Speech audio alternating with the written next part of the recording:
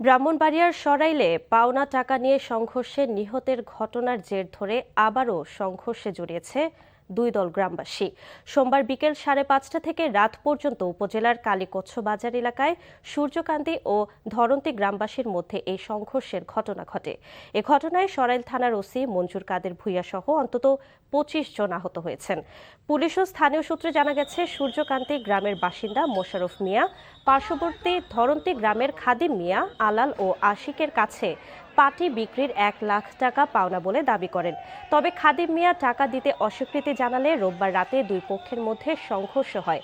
এতে মোহাম্মদ খাদিম মিয়া নিহত হন। এ ঘটনার জেরে সোমবার বিকেলে নিহত খাদিমের জানাজার নামাজের পরে আবারও সংঘর্ষে জড়ায় দুই দল গ্রামবাসী। ওই সংঘর্ষ চলে রাত 8টা পর্যন্ত।